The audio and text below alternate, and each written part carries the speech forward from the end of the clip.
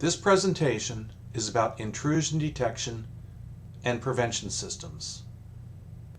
It is intended to accompany the course CGS 4932.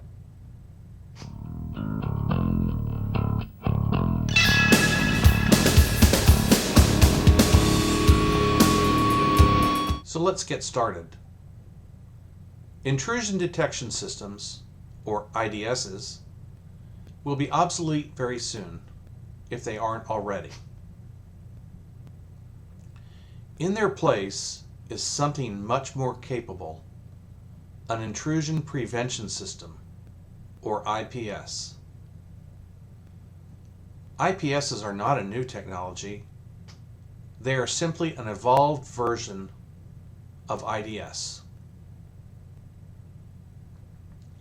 IPSs combine IDSs and improved firewall technologies. They make access control decisions based on application content rather than IP addresses or ports as traditional firewalls have done. Because IDS and IPS technologies offer many of the same capabilities, administrators can usually disable prevention features in IPS products, causing them to function as IDSs.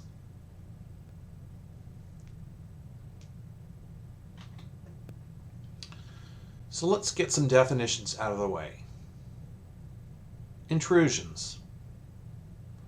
These are attempts to compromise the confidentiality, integrity, availability, or to bypass the security mechanisms of a computer system or network. In other words, to gain illegal access. Intrusions have many causes, such as malware, which includes worms, spyware, and so forth. With these, attackers gaining unauthorized access to systems from the internet and unauthorized users of systems who misuse their privileges or attempt to gain additional privileges for which they are not authorized. Although many intrusions are malicious in nature, many others are not. For example, a person might mistype the address of a computer and accidentally attempt to connect to a different system without authorization.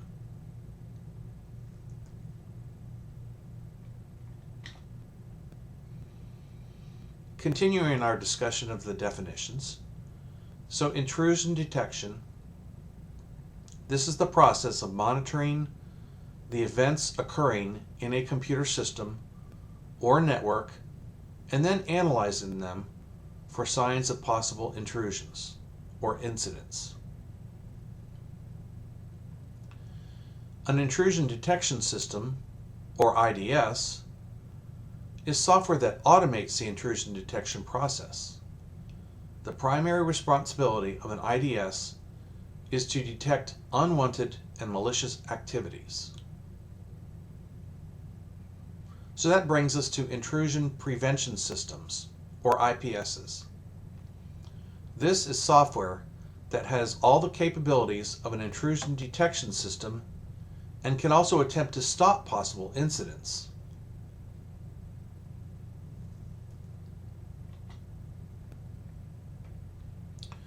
Why intrusion detection prevention systems should be used? Well, for starters, it's a dire fact that while every enterprise has a firewall, most still suffer from network security problems.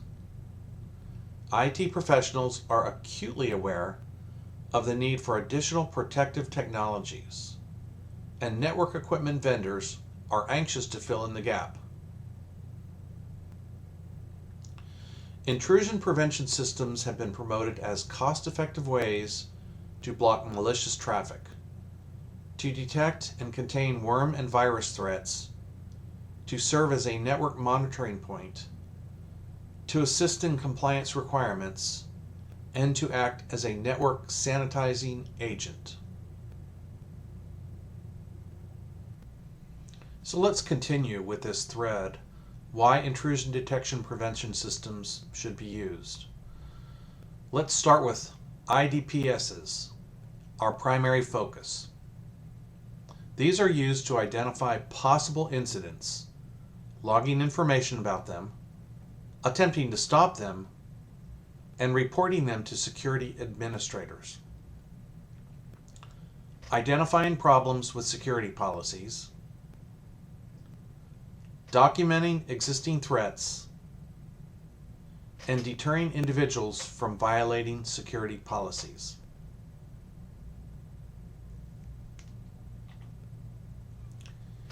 In addition, all types of IDPSs perform the following: recording information related to observed events.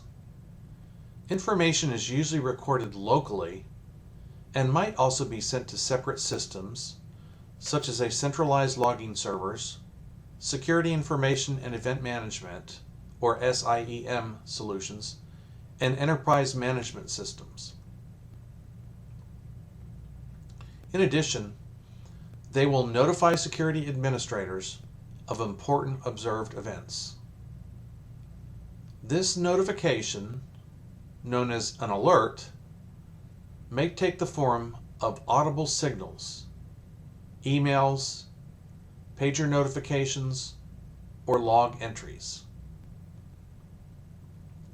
A notification message typically includes only basic information regarding an event. Administrators need to access the IDPS for additional information. And lastly, they produce reports. Reports summarize the monitored events or provide details on particular events of interest.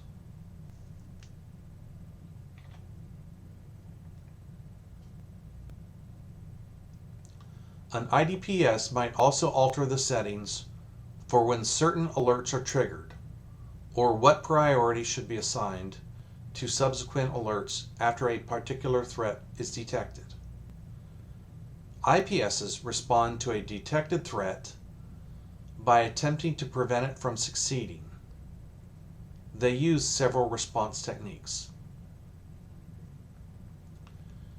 The IPS stops the attack itself, and here are some examples. They can terminate the network connection or user session that is being used for the attack. They can block access to the target, or possibly other likely targets, from the offending user account, IP address, or other attacker attribute. They can block all access to the targeted host, service, application, or other resource.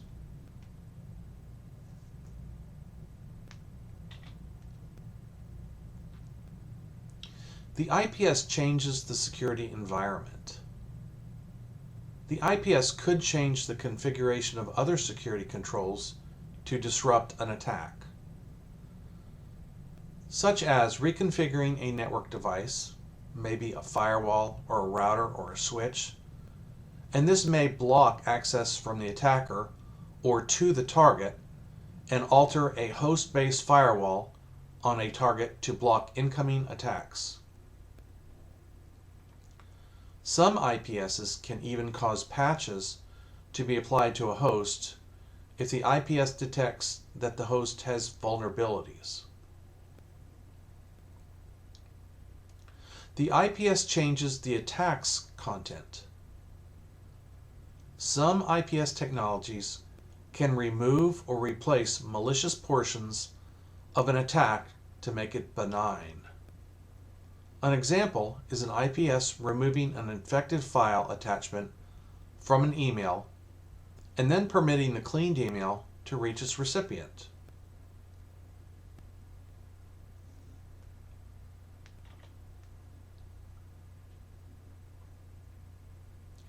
Most IDPSs also offer features that compensate for the use of common evasion techniques.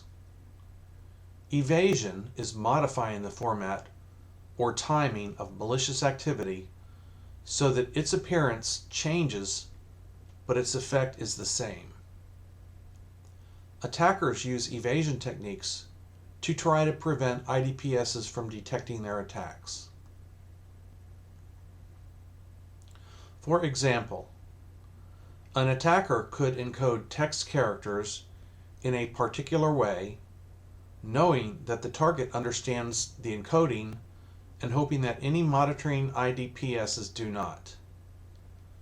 Most IDPSs can overcome common evasion techniques by duplicating special processes performed by the targets. If the IDPS can see the activity in the same way that the target would, then evasion techniques will generally be unsuccessful at hiding attacks.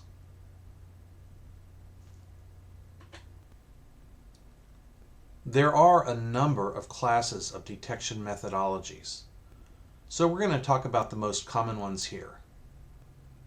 The first is signature-based. This compares known threat signatures to observed events to identify incidents. This can be very effective at detecting known threats, but is largely ineffective at detecting unknown threats and many variants on known threats. Signature-based detection cannot track and understand the state of complex communications, so it cannot detect most attacks that compromise multiple events.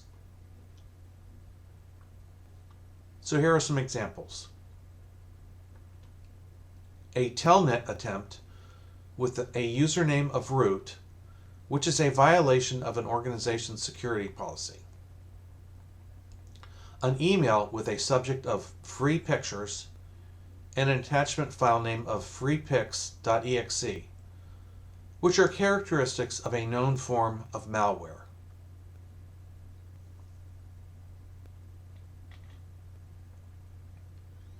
The next one we'll talk about are anomaly-based detections. This is a sample network activity to compare to traffic that is known to be normal. When measured activity is outside baseline parameters or clipping level, IDPS will trigger an alert. Anomaly-based detection can detect new types of attacks. This requires much more overhead and processing capacity than signature-based. It may also generate false positives.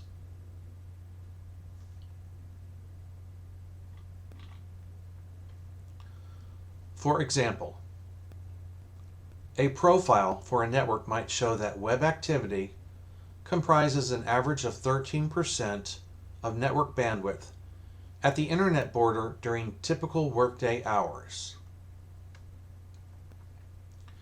The IDPS then uses statistical methods to compare the characteristics of current activity to thresholds related to the profile, such as detecting when web activity comprises significantly more bandwidth than expected and alerting an administrator of the anomaly. Profiles can be developed for many behavioral attributes. This includes the number of emails sent by a user, the number of failed login attempts for a host, and the level of processor usage for a host in a given period of time.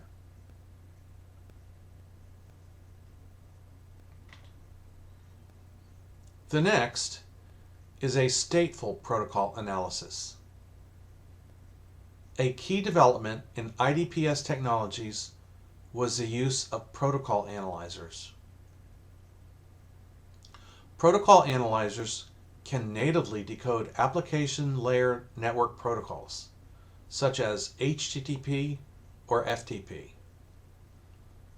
Once the protocols are fully decoded, the IPS analysis engine can evaluate different parts of the protocol for anomalous behavior or exploits against predetermined profiles of generally accepted definitions of benign protocol activity for each protocol state. Problems with this type include that it is often very difficult or impossible to develop completely accurate models of protocols. It is very resource intensive, and it cannot detect attacks that do not violate the characteristics of generally acceptable protocol behavior.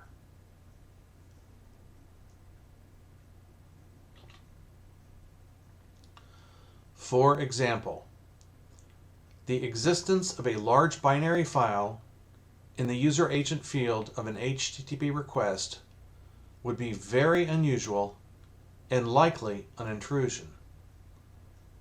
A protocol analyzer could detect this anomalous behavior and instruct the IPS engine to drop the offending packets. IDPS technologies cannot provide completely accurate detection. When an IDPS incorrectly identifies benign activity as being malicious, this is called a false positive. When an IDPS fails to identify malicious activity, this is called a false negative. It is not possible to eliminate all false positives and negatives. In most cases, increases the occurrences of the other.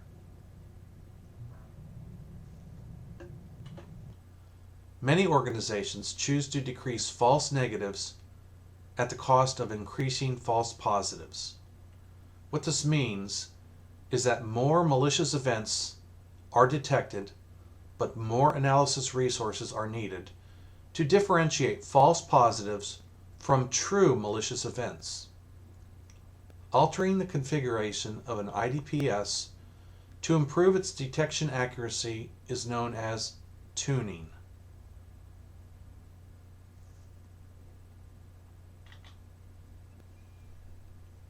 Now let's talk about the types of IDPSs. The first we'll talk about is network-based.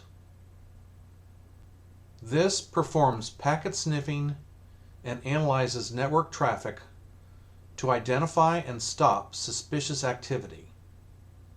These are typically deployed in line, like a network firewall.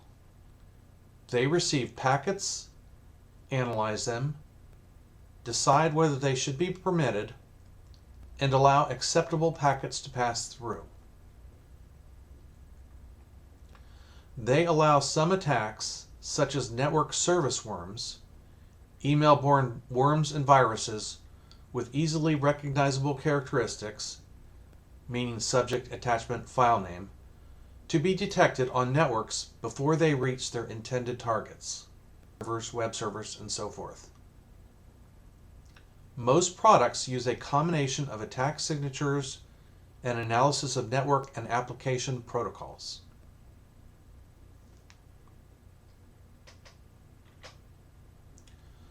Network-based products might be able to detect and stop some unknown threats through application protocol analysis.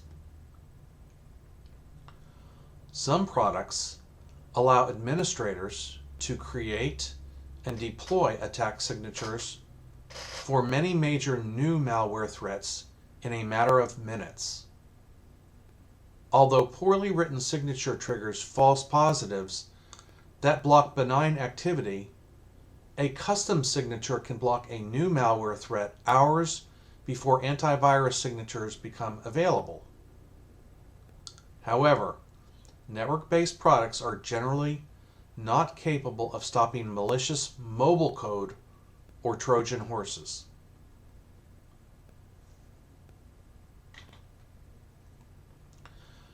Now let's talk about placement of network IDPSs.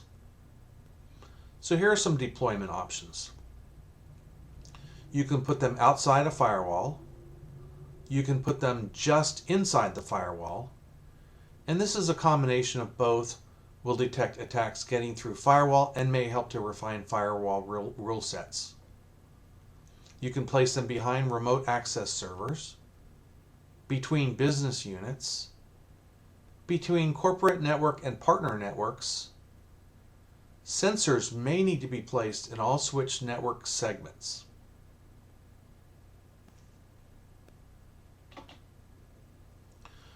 So here is an image of a potential placement of an IDPS.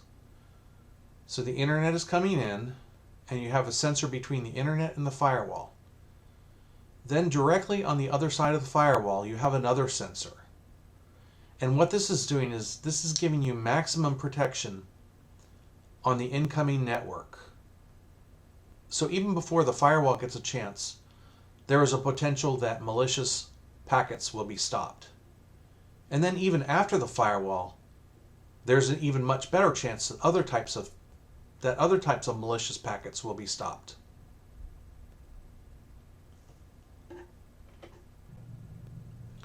So now let's continue with our discussion of the types of IDPSs. The second one we're going to talk about right now are host-based IDPSs.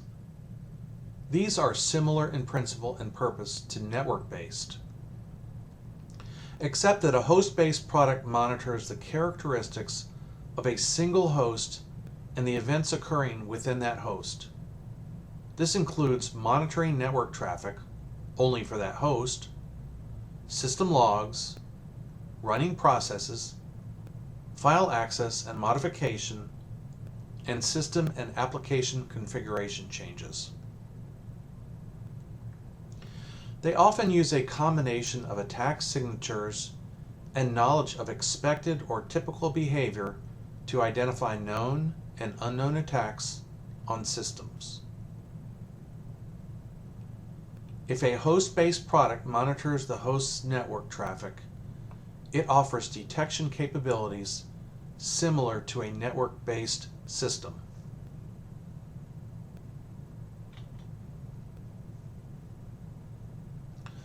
Host-based IDPSs are most commonly deployed on critical hosts, such as publicly accessible servers and servers containing sensitive information. For example, it can monitor attempted changes to files. It can be effective at detecting viruses attempting to infect files and Trojan horses attempting to replace files, as well as the use of attacker tools such as rootkits that are often delivered by malware.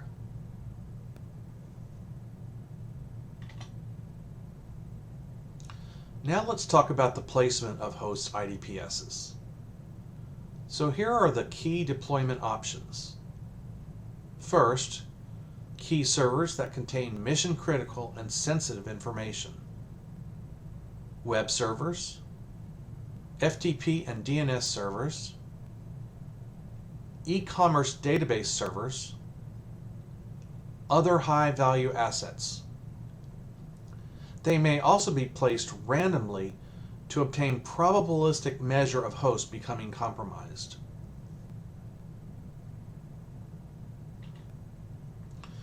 So here is an image showing the placement of these types of systems. Notice that there's one on the human resources network, which is very sensitive. Notice there's one on the mail server and one on the web server. Since these are the most important places, these are where the sensors are placed.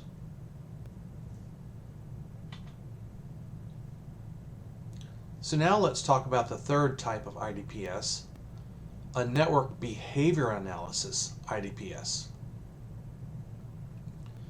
This examines network traffic to identify threats that generate unusual traffic flows, such as denial of service and distributed denial of service attacks.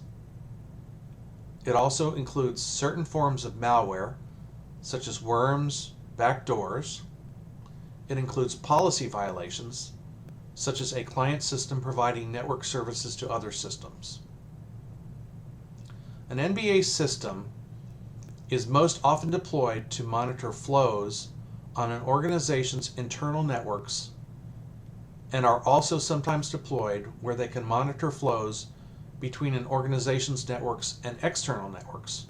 In other words, the internet, business partners networks.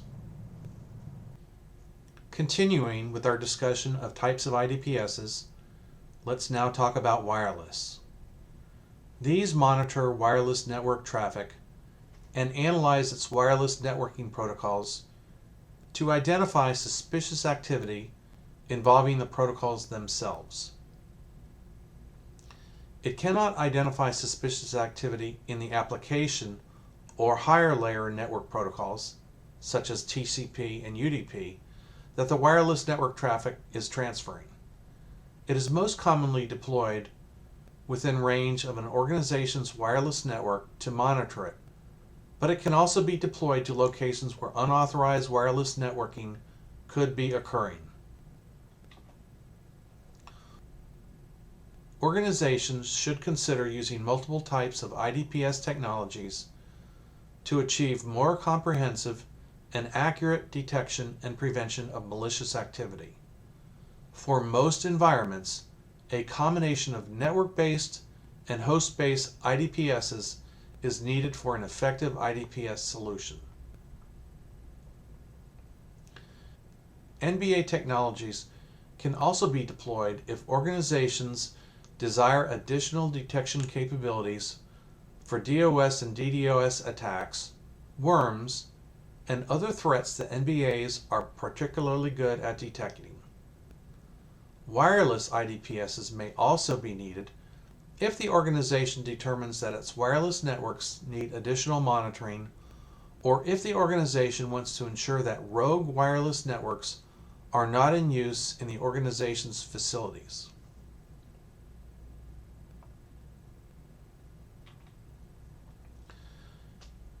Before evaluating IDPS products, organizations need to understand the characteristics of their system and network environments so that a compatible IDPS can be selected that can monitor the events of interest on the system and/or networks.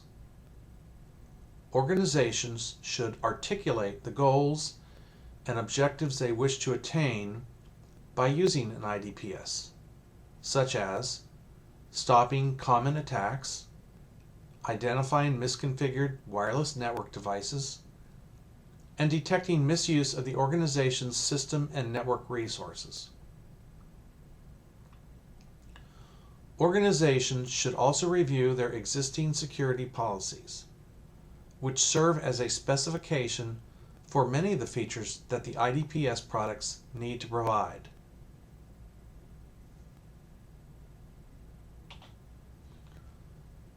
Organizations should determine if they require IDPSs or other specific system security resources. Organizations also need to define specialized sets of requirements for the following: security capabilities, including information gathering, logging, detection, and prevention. Performance, including maximum capacity and performance features. Management, including design and implementation, meaning reliability, interoperability, scalability, and product security. In addition to operation and maintenance, which includes software updates, and training, documentation, and technical support lifecycle costs, both initial and maintenance costs.